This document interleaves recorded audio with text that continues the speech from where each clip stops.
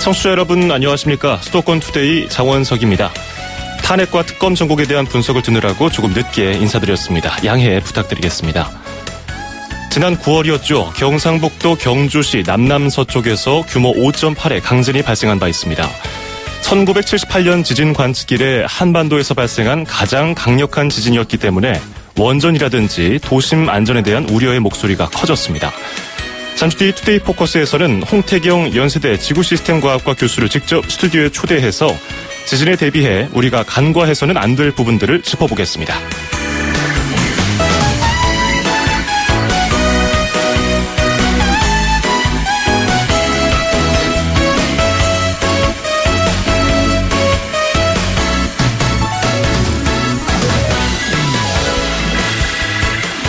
오늘 아침 앵커가 뽑은 수도권 뉴스입니다.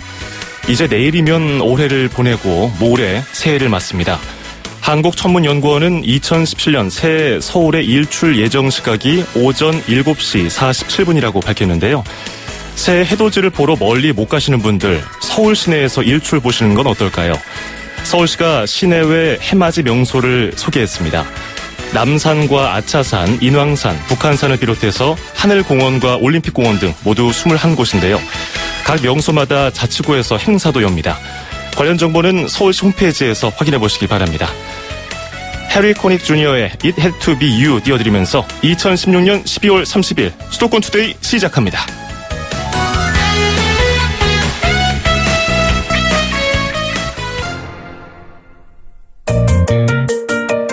음악과 수도권 뉴스가 한방에 수도권 전문 방송 수도권 투데이.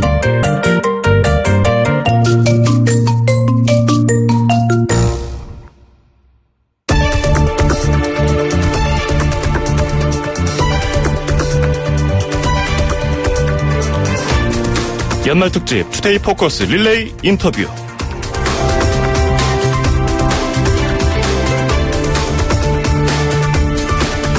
네, 지난 9월 12일 저녁에 발생한 규모 5.8의 강진, 지금껏 경험해보지 못한 지진이었습니다. 전국에서 흔들림을 느낄 정도였죠. 지진 이후에 정부의 경보체계, 원전의 안전 여부, 여진 가능성, 단층 지도 등에 대한 논란이 이어지고 있습니다. 지금 시점에서 가장 필요한 것이 무엇인지 올해 마지막 투데이 포커스에서 알아보겠습니다. 자, 이번 주 내내 투데이 포커스를 연말 특집으로 해서 큰 이슈들을 다뤄왔는데요. 가장 집중되는 마지막 날에 지진을 고르는 것 정말 중요하기 때문이죠. 홍태경 연세대학교 지구시스템과학과 교수 스튜디오에 직접 초대했습니다. 안녕하십니까? 네, 안녕하세요. 예, 아침에 감사합니다. 이번 해는 정말 바쁘셨죠? 네, 그 지진도 있었고 예. 연구도 하는 게 있었고요. 예. 특히 이번 경주 지진 같은 경우에는 규모가 워낙에 큰 지진이었기 때문에 전 국민이 많이 놀래요. 예. 또 기자분들뿐만 아니라 뭐 세계에서도 또 관심을 갖고요. 그래서 굉장히 바쁜 한 해였습니다. 지난 동일본 대지진 이후에 기자들로부터 전화를 가장 많이 받았던 해가 아닌가 네. 기억이 남으실 텐데 그래서 그럴까요? 뭐 연구하랴, 강진 분석하랴 고생하셔서 그런지 한국과학기자협회가 선정한 올해 과학자상을 받으셨잖아요. 일단 축하드리겠습니다. 네, 감사합니다. 예. 그 내용이 과학자상을 받은 연구 내용이 백두산의 화산 분화 가능성 또 그것이 이제 북한의 핵실험과의 연관성이 어느 정도 있느냐 이런 거였지 않습니까? 네. 어떤 내용이었는지 설명 부탁드리겠습니다. 예, 백두산은 천년 전 분화가 굉장히 컸던 활화산이고요. 또 가장 최근에는 1903년에 마지막으로 분화한 화산입니다. 이런 화산으로부터 한 130여 킬로 떨어진 곳에서 이제 북한이 핵실험을 하고 있고 당시 저희가 이런 핵실험이 더 커지게 되면 이런 활화산에 어떤 영향을 미칠까 하는 국민적 우려를 또 생각하고요. 또 사람들이 많이 그런 거에 대한 의문이 많았거든요. 저 역시도 그런 의문을 갖고 있는 찰나에 이 지금까지 핵실험 자료를 활용을 해서 그러니까 지진계에 기록된 지진 파형 자료를 활용을 해서 더 큰 핵실험을 하게 될 때 어떠한 지진 파형이 만들어지고 그리고 그 지진 파형이 만들어지게 되면 백두산 하부에 있는 마그마방에 어떠한 충격을 주게 돼서 화산 분화로 연결되게 되는지 이러한 연구를 수행을 했고요. 그래서 지금까지는 수소 핵실험 아직 수소폭탄 핵실험을 성공하지 못한 것으로 이제 알려지고 있지만 북한이 만약에 그런 실험을 성공하게 된다면 규모 7 정도의 핵실험도 가능하거든요. 그래서 그 정도까지 핵실험을 하게 될 때 미치게 되는 영향을 계산을 했고 저희 연구 결과에 의하면 규모 6이 넘고 이제 7에 가까워지게 될 때는 백두산 하부에 충분한 압력을 주기 때문에 예. 기포가 만들어지고 그다음에 화산 활동으로 연결될 수 있다라는 내용의 연구 결과를 발표했습니다. 예.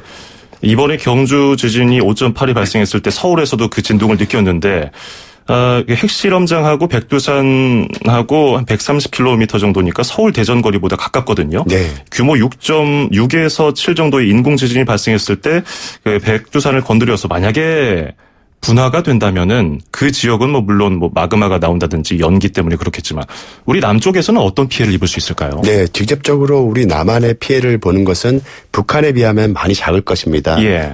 왜냐하면은 이 남한까지 퍼지기 위해서는 아무래도 더 높은 상층부를 타고 전달이 이루어져야 되는데요. 이 상층부 공기는 편서풍이 주를 이루기 때문에 서에서 동으로 기류가 흐르고 있습니다.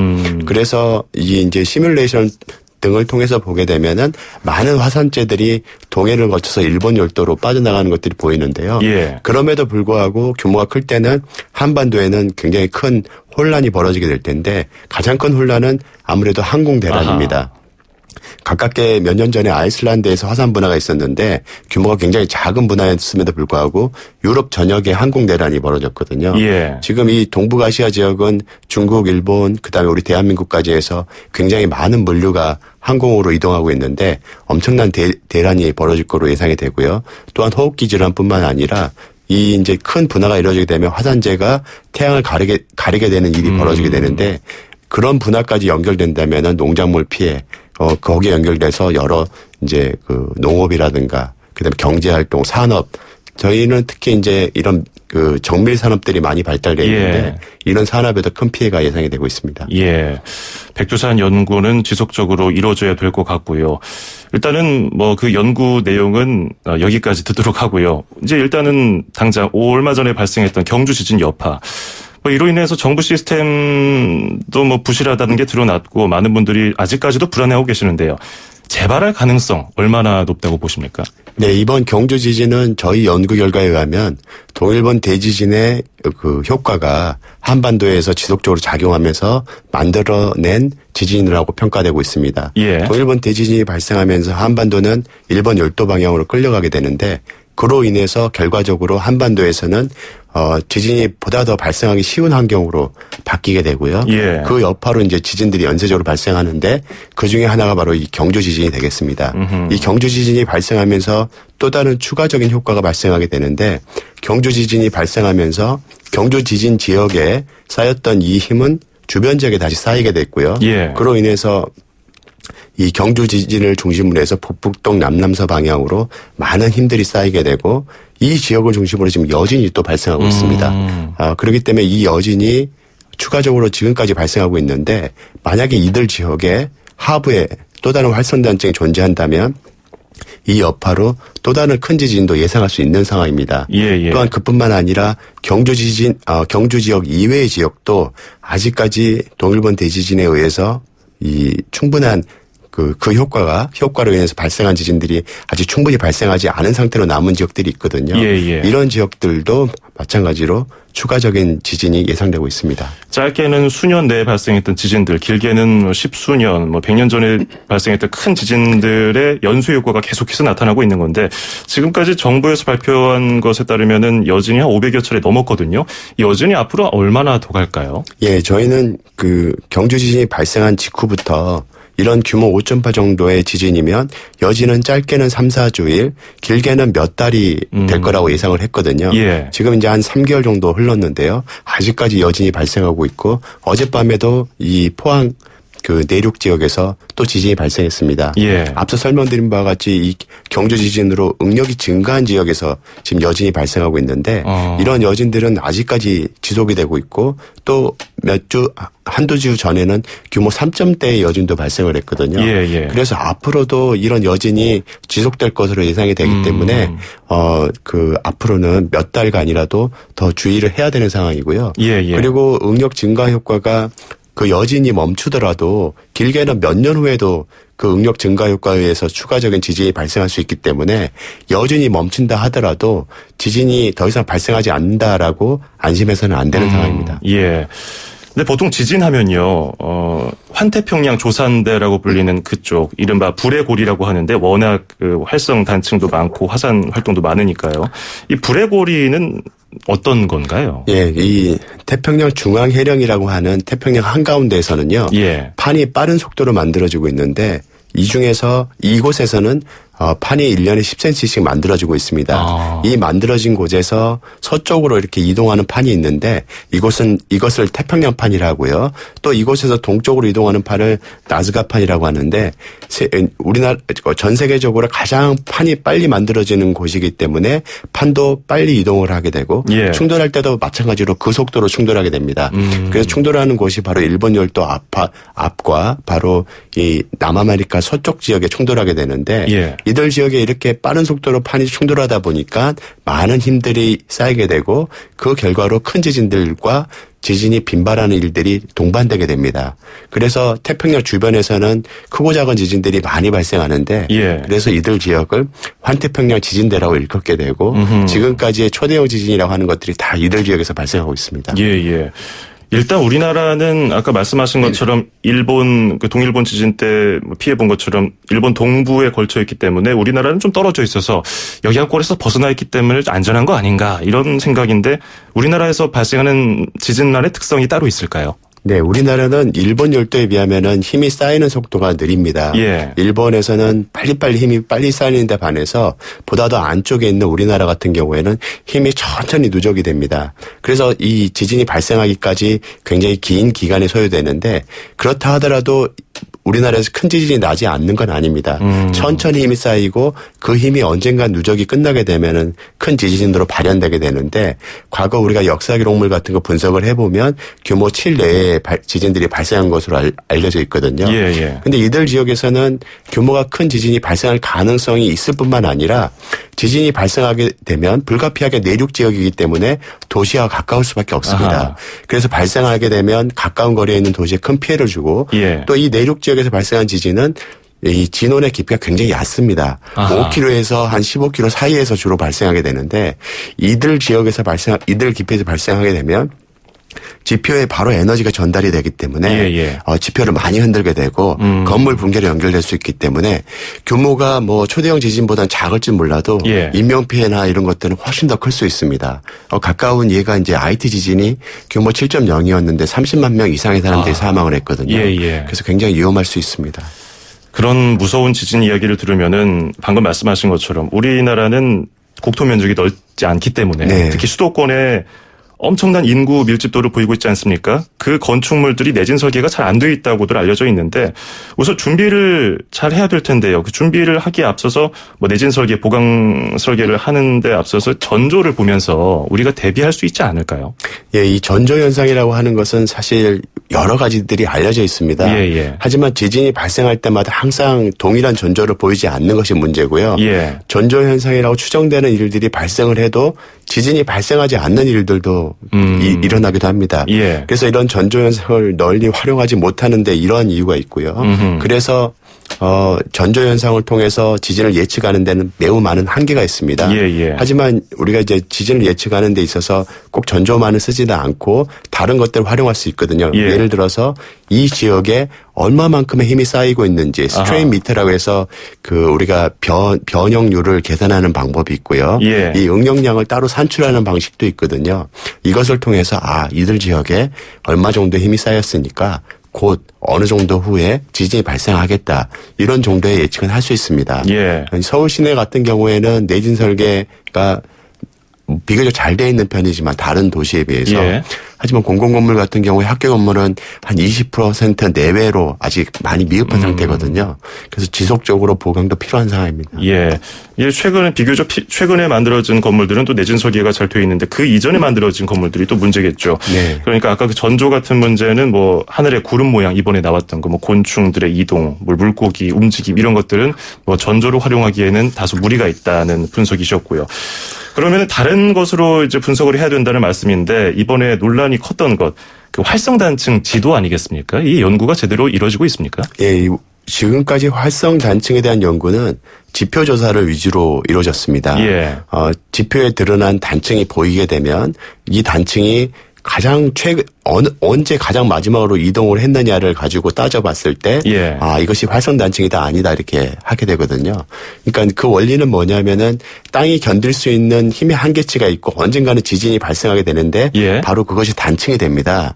그런데 최근에 한 50만 년 내에 한 번도 이동하지 않은 단층이라면 이 단층은 죽은 단층입니다. 그러니까 이 단층은 지금의 응력 환경에는 전혀 반응하지 않는 단층이거든요. 예. 응력 환경은 지구의 성장과 함께 계속적으로 방향이 바뀌게 되는데 지금의 응력 환경에는 더 이상 반응하지 않는 단층이라는 의미입니다. 예. 근데 한반도에서 관측되는 수많은 단층들이 이렇게 반응하지 않는 단층들이거든요. 그래서 지진을 유발하는 단층이라고 확인된 것들이 사실 굉장히 적습니다. 예. 그럼에도 불구하고 한반도에서는 지진이 나고 있거든요. 그렇죠. 그래서 이 경주 지진을 통해서 우리가 이제 얻게 된 교훈은 이 경주 지진이 지하 한 11km에서 15km 사이에서 발생한 지진인데 지표에는 그 단층이 확인되지 않았습니다. 예. 그러니까 이러한 단층들이 한반도 아래에 굉장히 많이 있을 거라고 추정을 하고 있습니다. 그러니까 지금까지 이 지표 조사를 통한 활성 단층으로는 그런 단층을 찾아내는 데는 한계가 있다는 것을 확인한 거고요. 예. 앞으로는 지표에 보이지 않는 이런 단층을 찾기 위한 다른 방법을 써야 한다는 이제 교훈을 얻게 됐거든요. 그래서 지구물리적인 탐사라든가 지진학적인 탐사를 통해서 이런 단층들을 찾아내야 됩니다. 예. 그런 뭐 추가적인 연구를 통해서 단층이 어느 곳에 그리고 어느 곳이 죽은 단층이고 활성 단층인지 구분하려면은 얼마나 걸릴까요? 네, 물론 이제 지난한 시간이 걸립니다. 왜냐하면 우리가 지진계라든가 지구물리 탐사를 하는 이런 방식은 짧게는 몇 년이 소요가 되거든요. 예. 그리고 나서 이 자료 분석을 통해서 확인할 수 있지만 하지만 이 방법 외에는 다른 방법이 없기 때문에 시간이 좀 걸리더라도 이런 방식을 통해서 이제 해결을 해야 되고요. 다행스러운 것은 이번에 원자력 안전위원회에서 경주 지진이 발생한 지역 일대를 이러한 방식으로 연구를 하고자 하는 것이 이제 과제가 통과가 됐거든요. 그래서 이제 경주 지진이 발생한 그 단층뿐만 아니라 그 일대에 대한 단층 조사를 하면서 원자력 안전 문제에 대한 연구도 보다 더 심도 있게 할 수 있을 거라고 생각을 합니다. 예, 제가 이런 뭐 활성 단층을 여쭤본 이유가 결국은 원전 안전 때문입니다. 동일본 대지진에서 우리가 교훈을 얻은 바가 있는데 우리도 그런 위험성에 노출되어 있는 거 아니냐. 고리 원전 주변에 부산, 울산, 경주 주민들 380만 명이 살고 있고요. 그 밑에 활성 단층이 얼마나 있는지 모르는 상태에서 지금 5, 6호기도 지금 새로 만들 완공이 앞두고 있거든요.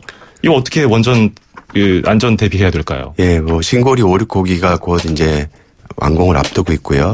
여러 가지 그 원전들이 그 지역에 밀집돼 있습니다. 이번 경주 지진이 발생한 곳으로 가장 가까이 있는 것이 바로 월성 원전인데 한 26km 정도 떨어져 있었거든요. 이런 원전들이 가까이 있다 보니까 주민들은 더 불안할 수밖에 없고 과연 이 지진을 유발한 단층은 뭔가에 대한 걱정이 굉장히 많았습니다. 또한 우리나라 한반도 동남부 일대는 지표에 드러난 단층들이 매우 많은 지역입니다. 그런데 그 가운데는 아까 말씀드린 바와 같이 대부분은 그 비활성 단층이라고 이제 파악이 되고 있는데요. 그런데 이번 지진이 발생한 곳이 그 요행이 양산 단층과 굉장히 유사한 지역에서 발생을 하면서 그 양산 단층이 아닌가라고 생각을 했는데 근데 지진 발생하고 나서 여진 분석이라든가 단층의 자세 등을 분석을 해보니까 양산 단층이 아닌 새로운 단층, 우리가 지금까지 확인하지 못한 새로운 단층이라는 걸 확인을 하게 됐고 그 규모는 아직까지 모르는 상태로 남아있거든요. 양산 단층이 아니면 다행스러운 일이지만 아직 그 정체를 정확하게 모른다는 점은 우려스러운 점입니다. 그래서 앞으로 그러한 부분에 대해서 확실하게 확인을 해야지만 이 지역 분들이 조금 더 안심할 수 있을 거라고 생각을 합니다. 자, 이런 원전 열기가 이제 조금 있으면은 밀집하게 될 거고 많은 분들이 걱정하고 있는데 교수님 이제 2017년 새해 맞아서 뭐 지진 관련된 거나 어떤 연구, 원전 안전 관련된 것들 어떤 계획이 있는지 짧게 들어보겠습니다. 저희 연구실은 현재 다양한 연구를 수행하고 있는데요.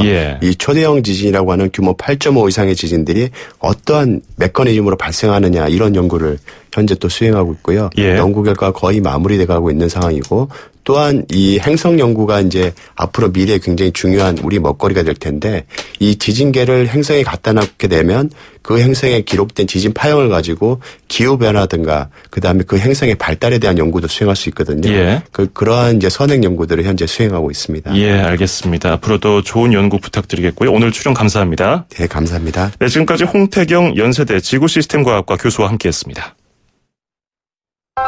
스트레스 없는 도로, 스트레스 없는 대한민국을 위해 도로 위에서 느끼는 기쁨과 고충, 우리네 살아가는 이야기까지 여러분 수도권 투데이에 다 풀어주세요. 운수대통 만사형통 통통 메시지. 안녕하세요. 저는 일산에 사는 이수민입니다. 올해 우리 집 뉴스 베스트 3는 첫 번째는 저희가 이제 10년 살던 집을 엄마가 이제 이사하신 거고 제가 또 독립을 하게 됐어요, 처음으로. 세 번째는 저도 마지막 20대고 엄마도 이제 마지막 50대셔서 새로운 나이 앞자리를 다시 맞이하게 되는 그게 좀 큰 뉴스인 것 같습니다. 한 10년 넘게 살던 집이 있었는데 또 올겨울 되게 추운데 저희 이제 살던 집은 오래돼가지고 좀 우풍도 심하고 했는데 거기서 조금 더 좋은 집으로 엄마가 이사를 가시게 돼서 근데 엄마가 워낙 꼼꼼하셔서 집을 30군데를 넘게 보신 거예요. 되게 괜찮은 집을 마침 되게 잘 구했어요. 엄마가 이사를 좋은 데로 가셔서 너무 좋은 것 같아요. 제가 이제 거의 30년이죠. 30년 동안 어떻게 보면은 제가 엄마를 모신 게 아니라 엄마가 저를 이제 부양해 주셨는데 드디어 제가 이제 따로 독립을 해서 생활을 하게 됐어요. 근데 저는 화장실이 항상 깨끗한 건 줄 알았거든요. 항상 엄마가 화장실 청소를 하셨던 거였어요. 아, 정말 해야 될 게 많구나. 아무리 제가 살림살이가 적더라도 그런 생각을 하면서 아, 엄마가 되게 고생을 많이 하셨겠다. 이렇게 약간 철이 들더라고요. 이제 저도 마지막 20대, 엄마도 마지막 50대 그거에 대해서 이제 이야기하면서 파티를 했어요. 크리스마스 이브 때. 내년 초에 같이 여행을 한번 그 기념으로 가면 어떨까. 엄마는 이제 60이 되시는 거니까 요즘엔 뭐 잔치를 하진 않잖아요. 간단하게 뭐 여행을 갔다 오면 좋겠다라고 생각을 했습니다. 2017년에는 일단 나라가 조금 안정화됐으면 좋겠고요. 좀 잘 살 수 있는 대한민국이 되었으면 좋겠고 저도 그렇고 저희 주변에 있는 사람들도 그렇고 특별한 일은 없어도 그냥 건강하게 지낼 수 있는 한 해가 되었으면 좋겠습니다.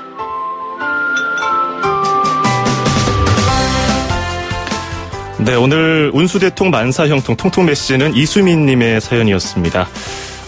올 한해 우리 집 뉴스를 정해주시고 또 2017년 소망에 대해서 말씀해 주셨는데요. 10년을 살다가 이사를 하셨다고. 아유, 축하드리겠습니다. 기분 굉장히 좋으시겠어요. 뭐, 어머니가 30군데나 돌아다니셨다고, 이 추운 날씨에. 뭐, 30군데 돌아다니셨으면은 좋은 집 고를 수밖에 없겠어요. 고생 많으셨습니다. 그리고 20대 독립을 하셨는데 요즘에 20대 독립하는 경우가 흔치 않습니다. 대단하시네요. 뭐, 앞으로도 뭐, 어려운 일이 있겠지만, 그 화장실 보십시오. 화장실 그냥 둔다고 깨끗한 게 아니거든요. 누군가 해주고 있다는 거. 독립함으로써 비로소 알게 되셨네요. 자, 그리고 어머님 연세가 이제 50대 막바지 다다랐고, 이제 이수민님은 20대 마지막이라고 했는데, 나이가 무슨 의미가 있겠습니까? 예, 뭐, 긍정적인 마음으로 즐겁게 살면은 나이 없습니다. 뭐 그런 노래도 있잖아요. 자, 그리고 나라 걱정도 해주셨고요. 잘 살 수 있는 대한민국. 결국 우리가 모두 바라는 그런 무사무탈한 대한민국 아니겠습니까? 덕담이라고 듣겠습니다. 자, 오늘 이수민님께는요, 저희가 준비한 선물 전해드리겠습니다. 자, 저희 수도권 투데이 운수대통 만사형통 통통 메시지에 참여를 하시면요, 세상에서 가장 귀한 차를 위한 카옵에서 10만 원 상당의 광택 용품 7종 세트, 또 문정아 리듬 중국어에서 10만 원 상당의 온라인 수강권을 드리겠습니다. 짧은 문자 50원, 긴 문자 100원의 비용이 드는 샵 0945, 우물정 0945로 문자 보내주시면 됩니다. 제시제이의 플래시라이트 듣고 와서 2부에서 뵙겠습니다. 구두 대신 장화를 신고 통계 대신 농작물을 연구합니다. 기획서를 올리는 대신 나만의 농장을 경영하고 승진 아닌 수확을 하는 나는 후계 농업 경영인입니다. 농업을 경영하고 미래를 수확한다. 2017년 후계 농업 경영인 육성 사업. 영농 기반 조성부터 교육, 컨설팅까지 단계별 맞춤 지원을 만나세요. 후계 농업 경영인 육성 사업과 함께라면 당신도 미래의 농업 CEO가 됩니다. 가까운 시군 구청 및 농업기술센터에 문의하세요. 이 사업은 농림축산식품부, 농림수산식품교육문화정보원과 함께합니다. 2,500만 수도권 청취자를 위한 모든 소식이 한자리에 YTN 뉴스 FM 수도권 투데이. YTN 뉴스 FM 수도권 투데이 2부입니다. 인천시 소식 바로 이어가겠습니다. 서울, 경기, 인천 찍고! 수도권 정부의 핵심이 바로 여기에 수도권 행정탐방. 네, 방금 말씀드린 대로 수도권 행정탐방 금요일 순서 인천시로 떠나보겠습니다. 인천광역시 김석철 방송팀장과 전화 연결하겠습니다. 안녕하세요. 네, 안녕하세요. 예, 이제 오늘 내일 해서 이제 해맞이 행사 어디로 갈까 고민하는 분들 많으실 텐데요. 네. 인천관광공사가 2017년 새해 인천 지역의 해넘이, 해돋이 명소를 소개했다고 하는데 어디입니까? 네. 인천에 그 많은 명소들이 있지만 먼저 그 산에서 보는 해넘이와 해돋이보다 드넓은 바다를 배경으로 펼쳐지는 장관을 볼 수 있는 팔미도와 월미도의 크루즈를 추천하는데요. 수도권에서 가장 가깝기 때문에 당일로 이용할 수 있는 팔미도 크루즈는 대한민국 최초의 등대인 팔미도 등대와 함께 의미 있는 그 해맞이를 할 수가 있고요. 예. 월미도 크루즈에서는 그 국내 최장의 다리인 인천대교와 월미도의 그 멋진 야경을 배경으로 천상 공연과 또 초대형 불꽃놀이가 펼쳐질 예정입니다. 그리고 공항철도가 운영하는 해맞이 열차를 타시면 영종도에 있는 거잔포로 가실 수가 있는데요. 서울역에서 출발하는 공항철도를 타고 인천 공항역에서 하차 후에 셔틀버스를 타고 해 뜨고 지는 포구 거잔포로 가셔서 새해를 맞이하는 것도 좋을 것 같습니다. 예, 바다 위에서 해맞이를 하면은 정말 기억에 남겠네요. 그리고 네. 인천에는 예쁜 섬들도 많지 않습니까? 섬에서 네. 해맞이를 하는 건 어떨까요? 네, 그 좀 더 특별한 해넘이 해돋이를 원한다면 그 성모도와 선제도, 신시모도 등을 추천하는데요. 성모도는 그 서해 3대 낙조 중 하나로 손꼽히는 곳인데요. 이곳에서 나오는 온천은 그 국내에서 최고로 온천 성분의 농도가 높고 효능이 뛰어난 것으로 유명합니다. 예. 몸의 피로를 푸는 온천과 함께 해맞이를 해보시는 것도 좋다고 하고요. 그 밖에 또 미국 CNN이 선정한 그 한국에서 가장 아름다운 섬인 선제도와 드라마 풀하우스 촬영지이자 로맨틱 아일랜드로 떠오르고 있는 신시모도에서 희망찬 새해를 설계하는 것도 좋을 것 같습니다. 예, 뭐 관심 있는 분들은 꼭 거기서 해넘이 해맞이 하시면 좋을 것 같고요. 자, 내년 새해에는 인천시가 어떤 게 달라질까 또 궁금해하시는 분들 많거든요. 예, 새롭게 정책을 담은 책자를 발간했다고 하는데 어떤 내용이 담겼습니까? 네, 그 내용으로는 그 내년 3월부터 인천에서는 그 중학교 전학년 그 무상급식이 전면 시행되고요. 예. 또 그 출산 가정에는 15만 원 상당의 출산 축하 그 모바일 상품권이 지급이 됩니다. 그리고 내년 4월부터는 고용노동부와 그 취업 성공 패키지를 협업해서 예. 청년 7천여 명에게 구직 활동에 필요한 비용을 최대 60만 원까지 지원을 하고요. 송도 국제도시의 소방 안전을 책임질 송도 소방서가 또 개소하게 됩니다. 이 밖에도 복지와 일자리 등 그 시민 생활과 밀접한 내용들로 10개 분야의 81개 정책 전반에 걸쳐서 새해부터 달라지는 인천의 모습을 담고 있습니다. 예. 교통 이야기도 짧게 마지막으로 들어보겠습니다. 네. 우선 그 제2외곽순환도로 중에서 인천 중구에서 김포시 양촌읍까지 약 28km 구간이 내년 3월에 개통 예정이고요. 예. 인천 시민들에게 인천 섬을 운행하는 여객선 운임 지원금이 현재 그 정규 운임의 50%에서 60%로 상향 조정되고요. 서해 오도를 방문하는 타시도 승객들에게도 정규 운임의 50%를 1년 내내 지원하게 됩니다. 예. 그리고 내년 8월부터는 인천 관광지를 소개하는 지붕 없는 2층 그 시티 투어 버스가 도입돼서 인천 국제공항부터 송도 국제도시까지 운행하게 됩니다. 예, 알겠습니다. 고맙습니다. 네, 감사합니다. 네, 지금까지 인천시 김석철 방송팀장이었습니다.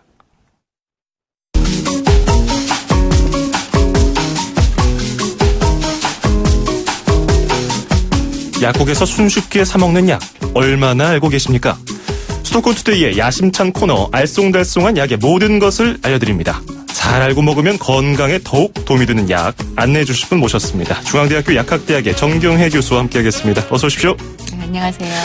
예, 우리가 겨울이긴 하지만 미리 여름에 이제 백사장 거니려면은 살을 좀 빼야 되는데 운동하긴 힘들고 그래서 약의 힘을 좀 빌렸으면 하는데 다이어트 약도 종류가 많지 않습니까? 네. 근데 요즘에는 녹차 성분이 들어있는 게 있더라고요. 네. 이 다이어트에 녹차 분말이 들어있는데요. 그 녹차 분말은 녹차의 떫은 맛을 내는 카테킨이 들어있어요. 예, 예. 그래서 이 카테킨은 대변을 잘 보게 하고요. 체지방 감소에 도움을 줍니다. 또 항산화 작용과 콜레스테롤이 높아지는 걸 막는 작용도 하고요. 다이어트약에는 녹차 분말만 들어있는 것도 있고 또는 다른 이뇨작용과 지방 분해를 돕는 다른 약이 함께 들어있는 약도 있습니다. 결국은 몸에서 이물질을 내보내는 역할을 하는 건가요? 네, 대부분의 그 다이어트 약에는요, 변비약인데 그렇게 막 설사나는 변비약이 아니고 부드럽게 변을 보게 하는 변비약들이 대부분 들어있습니다. 그렇군요. 다이어트 약도 종류가 많죠? 어떤 게 있습니까?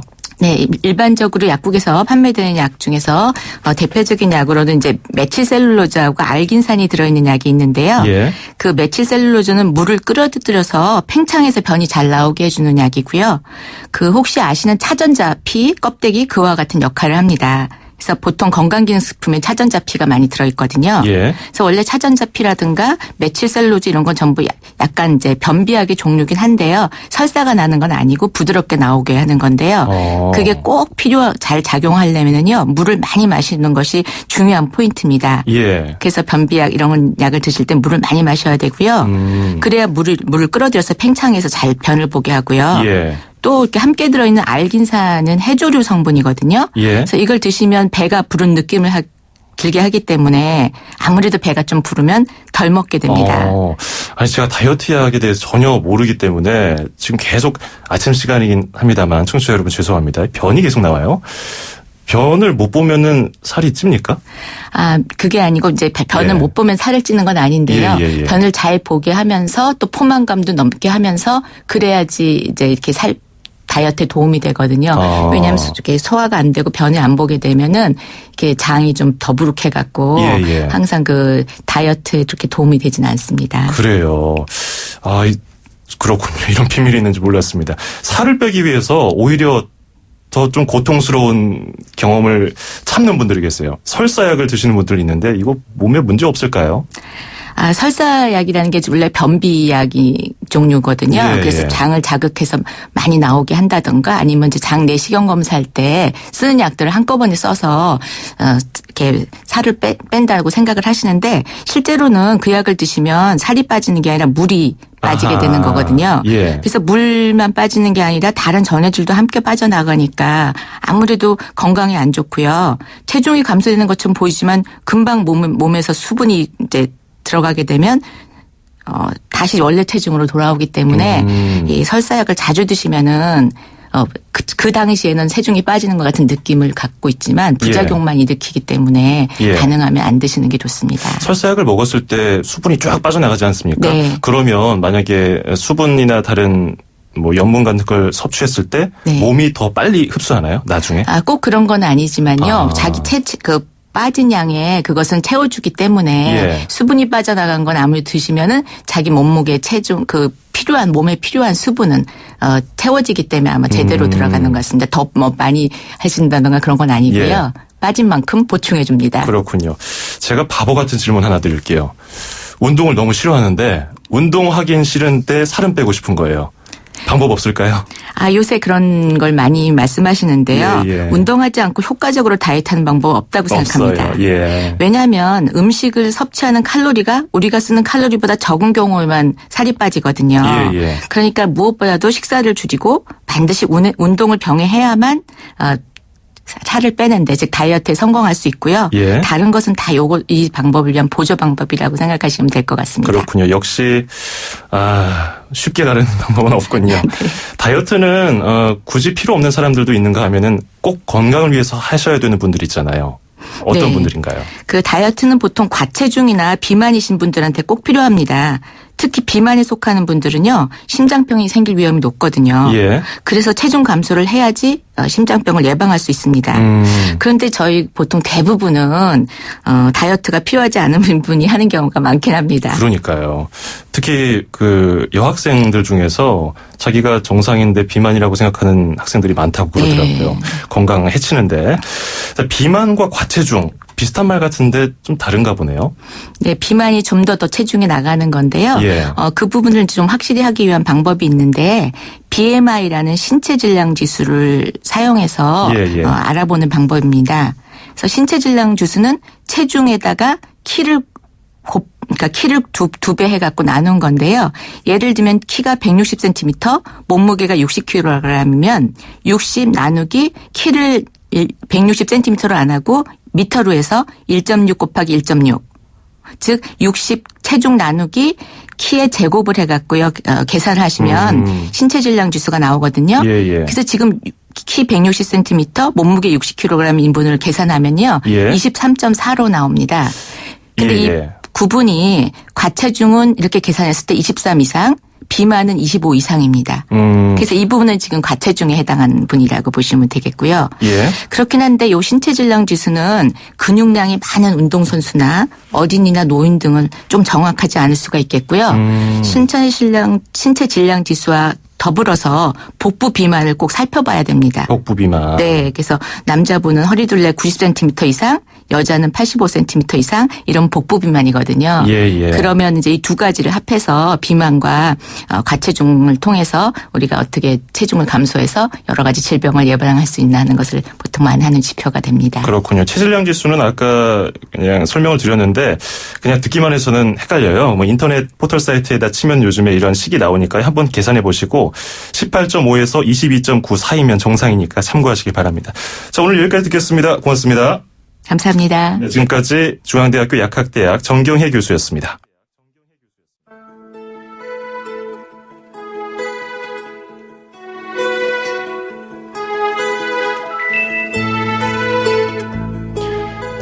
(2016년) 마지막 수도권 투데이, 오늘 준비한 소식은 여기까지입니다. 1년 동안 감사했습니다. 청취자 여러분, 올 한 해 고생 많으셨고요. 아무쪼록 내년 2017년에는 가정에 건강과 평안이 가득하길 바라겠습니다. 아바의 해피 뉴 이어 띄워드리면서 인사드리겠습니다. 새해 첫 번째 월요일 아침 9시 10분에 뵙겠습니다. 장원석이었습니다. 고맙습니다.